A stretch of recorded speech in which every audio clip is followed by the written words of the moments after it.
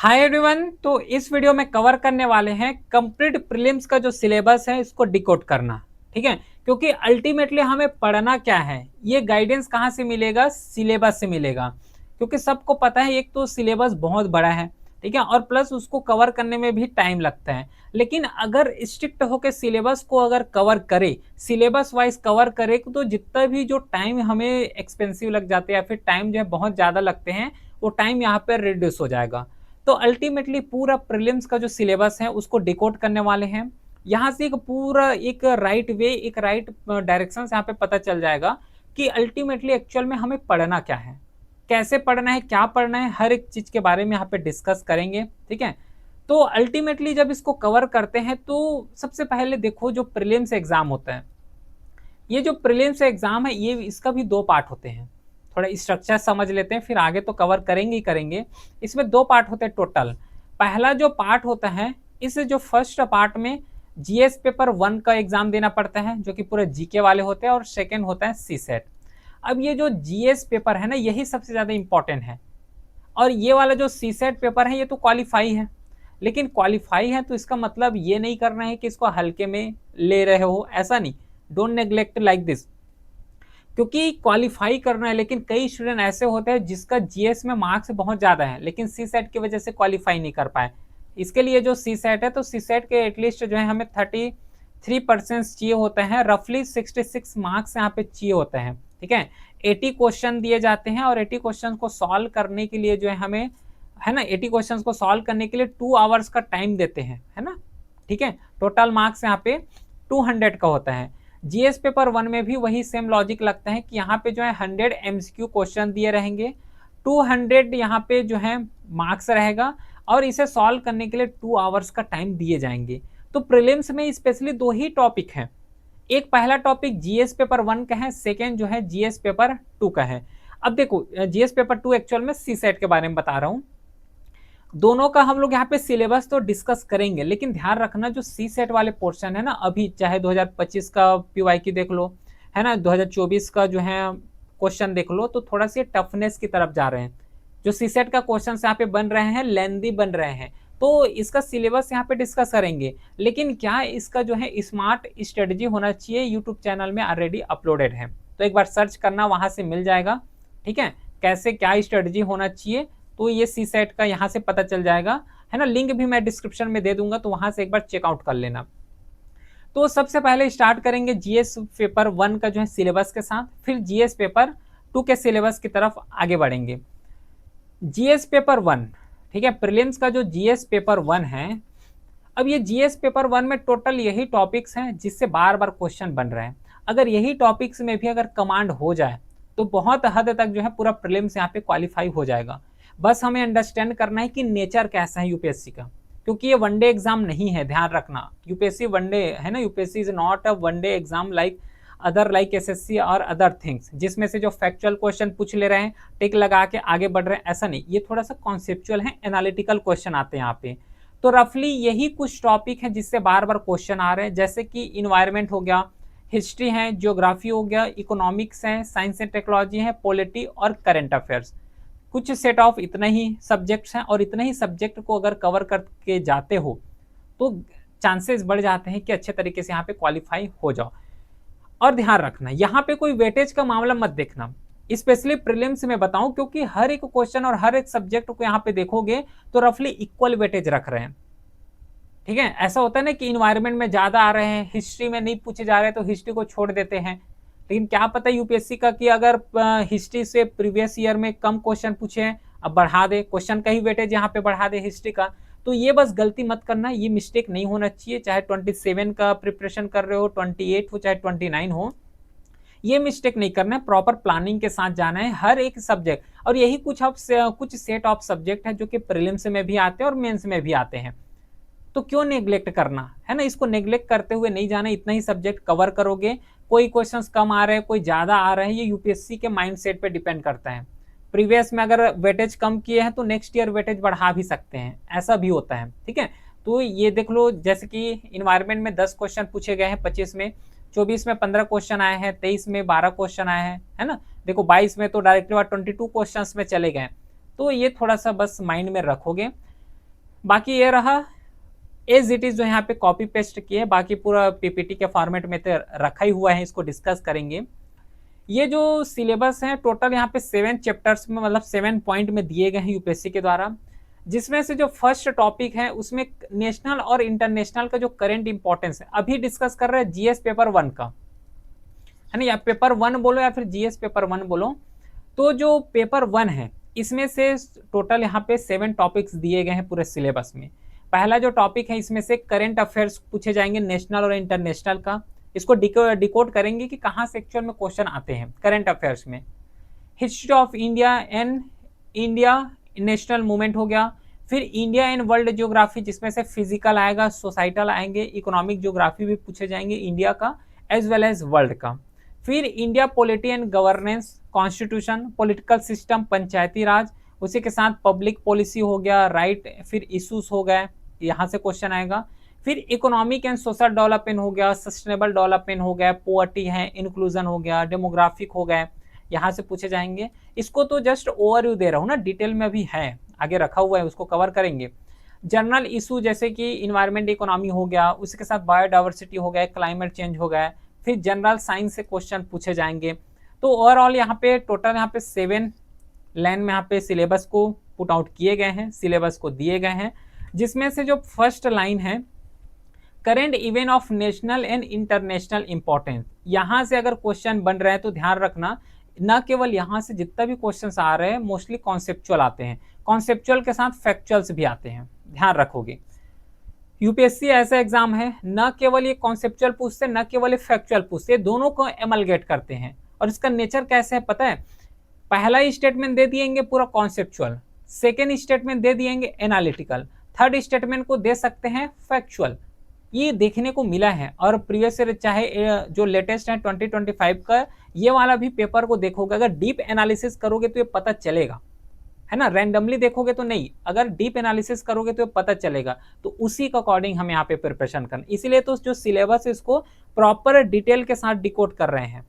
तो जो current event हो रहे हैं, चाहे वो नेशनल का इवेंट हो चाहे इंटरनेशनल का इवेंट हो, तो नेशनल में तो हो ही रहे हैं जितना भी उसको कवर करोगे, लेकिन इंटरनेशनल इंपॉर्टेंस भी कवर करना है। एक वर्ड जुड़ा हुआ है इंपॉर्टेंस, क्योंकि करंट अफेयर्स बहुत ज्यादा होते हैं, लेकिन जो इंपॉर्टेंट है, जो कि सोसाइटल एस्पेक्ट है, क्योंकि हम लोग प्रिपरेशन कर रहे हैं यूपीएससी का, ठीक है, यूपीएससी का हम लोग प्रिपरेशन कर रहे हैं, और यूपीएससी का रोल क्या होता है, और जो भी डायमेंशन में यूपीएससी का रोल होता है वहीं से इसको लिंक कर देना, और मोस्टली वैसे ही क्वेश्चन आते हैं, ठीक है।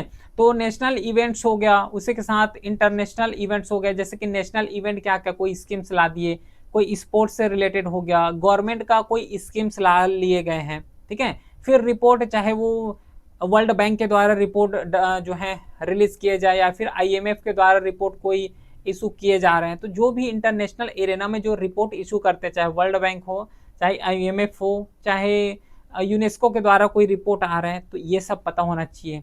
इन्वायरमेंट एंड डिजास्टर न्यूज, कहीं पे अगर लैंडस्लाइड आ रहे हैं, कहीं पे अर्थक्वेक आ गए, तो अर्थक्वेक अब ये इंटरनेशनल इंपॉर्टेंस हो जाएगा, ठीक है। एक तो इंडिया में आ सकता है, एक इंटरनेशनल में भी आ सकते हैं, तो दोनों को यहाँ पे लिंक करना है।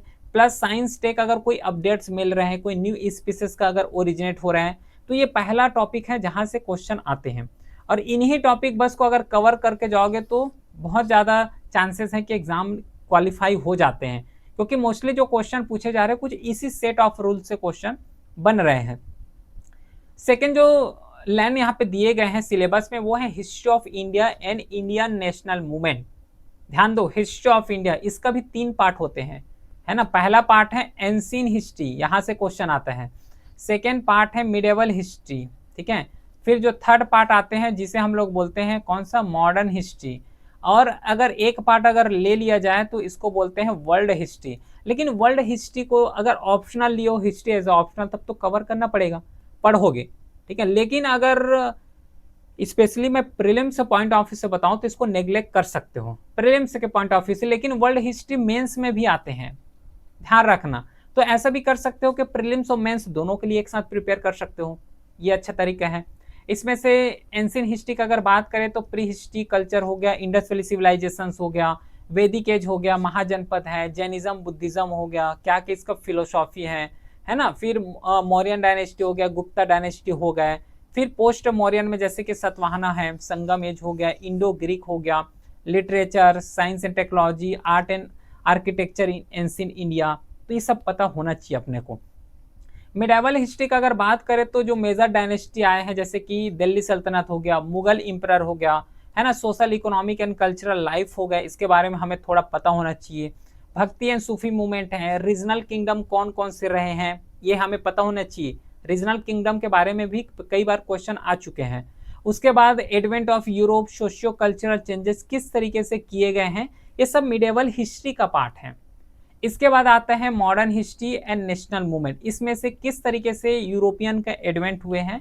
या तो यूरोपियन एडवेंट जो है मिडाइवल में भी कवर कर सकते हो, लेकिन इसको यहाँ पे ना कवर करके मॉडर्न में कवर कर ले, वो ज़्यादा सुटेबल होगा कि किस तरीके से ब्रिटिश ईस्ट इंडिया कंपनी आए, पोर्तुगस हो गया, डानिश हो गए, ये सब इंडिया में कैसे आए, क्यों आए, क्या इसका रीज़न रहे हैं, और कैसे जो है एक 1857 का रिवॉल्ट इसके द्वारा हो गए हैं, कैसे जो है रूल्स किए, इम्पैक्ट लाए हैं, नेशनलिज्म का किस तरीके से इमरजेंस हुआ, गांधी का इरा कैसे रहे हैं, क्योंकि गांधी जी साउथ अफ्रीका से जब 1915 से आए, इंडिया में आए, तो क्या क्या इम्पैक्ट रहा है, कौन कौन से सत्याग्रह किए गए हैं, ये सब पता होना चाहिए। फिर रिफॉर्मर्स क्या क्या लाए गए, फ्रीडम फाइटर्स हो गया, फ्रीडम फाइटर में जैसे कि गांधी, नेहरू, पटेल, बोस हो गए, कुछ इंपॉर्टेंट जो फ्रीडम फाइटर रहे हैं। फिर अब यहाँ तक आते आते तो जो ब्रिटिश है उसके द्वारा रूल किए ही जा रहे थे, तो उसमें कॉन्स्टिट्यूशनल डेवलपमेंट हो गया, एशियन काउंसिल एक्ट है, गवर्नमेंट ऑफ इंडिया एक्ट है, जितना भी रूल्स यहाँ पे ब्रिटिशर्स के द्वारा लाए गए थे उसके बारे में थोड़ा सा ब्रीफ हमें पता होना चाहिए। फिर सोशियो रिलीजियस मूवमेंट हो गया, प्रिंसली स्टेट को किस तरीके से इंटीग्रेशन किए, जिसमें से जो सरदार वल्लभ भाई पटेल हैं उसका बहुत ज़्यादा यहाँ पे योगदान भी रहे हैं। पोस्ट इंडिपेंडेंट कंसोलिडेशन हो गए। तो मॉडर्न हिस्ट्री में अप्रॉक्सीमेटली इतना ही कवर करना है जो कि बहुत ज़्यादा सफिशिएंट है। फिर आता है इंडिया और वर्ल्ड ज्योग्राफी। अब देखो ये जो इंडिया और वर्ल्ड ज्योग्राफी ऐसा तो सिलेबस बस में दे दिए हैं, लेकिन इसमें कई पार्ट आते हैं, physical geography, Indian geography, human geography. तो सबसे पहले जो फिजिकल ज्योग्राफी है इसमें से कवर करोगे जियोमॉर्फोलॉजी है ना, लैंड फॉर्म हो गया, लैंड स्लाइड हो गए, अर्थक्वेक हो गया, साइक्लोन हो गए, ओशियोनोग्राफी हो गया, ओशियोनोग्राफी में कैसे साइक्लोन आते हैं, क्या क्या इम्पैक्ट होते हैं, है ना। फिर क्लाइमेटोलॉजी है, ओशियोनोग्राफी है, मैपिंग हो गए। और ये जो मैपिंग है ना, एक्चुअल में जो वर्ल्ड ज्योग्राफी होता है, तो ये वर्ल्ड ज्योग्राफी में जब क्वेश्चन पूछे जाते हैं तो मैपिंग बेस्ड क्वेश्चन ज़्यादा आते हैं।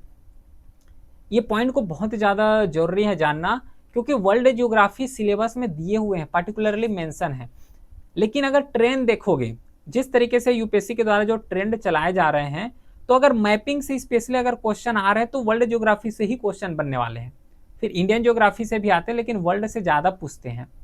इंडियन ज्योग्राफी का अगर बात करोगे तो फिजियोलॉजी हो गया, है ना, हिमालय, माउंटेन, कोस्टल एरिया हो गया, रिवर सिस्टम को कवर करना है, चाहे वो पेनिनसुला हो चाहे पेरेनियल रिवर सिस्टम हो, क्लाइमेट पैटर्न कैसा है, किस तरीके के इंडिया का सॉइल है, नेचुरल वेजिटेशन कैसा है इंडिया का, फॉरेस्ट हो गया, वाइल्ड लाइफ कंजर्वेशन किस तरीके से हो रहे हैं स्पेशली इंडिया में, फिर एग्रीकल्चर, डेमोग्राफी कैसा है, इंफ्रास्ट्रक्चर किस तरीके से डेवलपमेंट हो रहे हैं, ये सब बात करेंगे, कवर करेंगे इंडिया स्पेसिफिक, ठीक है।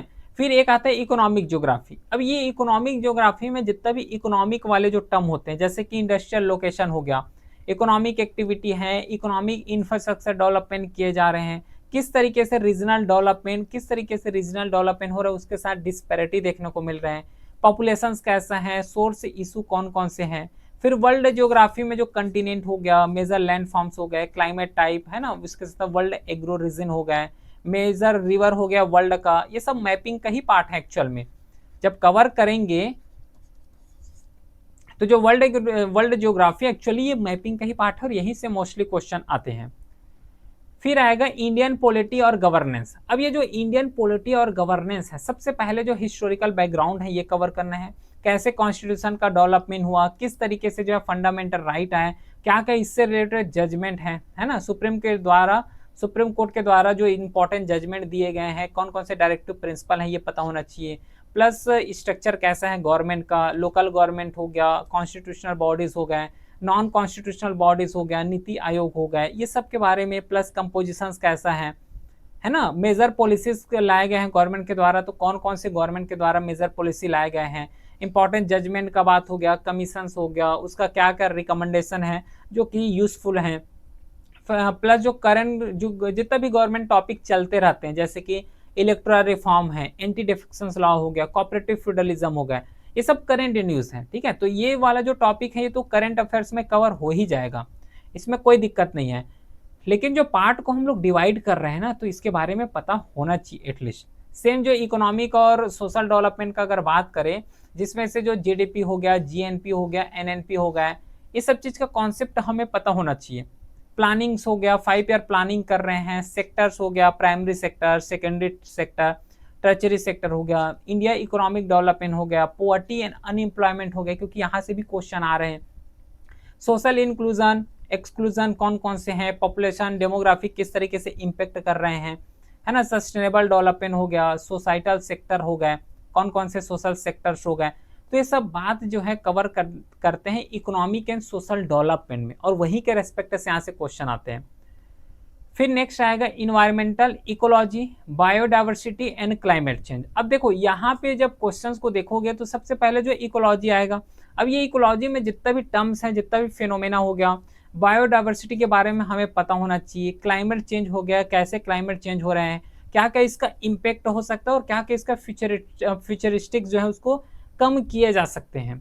इन्वायरमेंटल पॉल्यूशन किस तरीके से हो रहे हैं, है ना, इन्वायरमेंट को प्रोटेक्शन करने के लिए क्या क्या रूल्स हैं। अब ये जो रूल्स आएगा वो नेशनल रूल्स भी इंपॉर्टेंट है, और उसी के साथ जो इंटरनेशनल रूल्स हैं ये भी यहाँ पे बहुत ज़्यादा इंपॉर्टेंट रोल प्ले करने वाले हैं।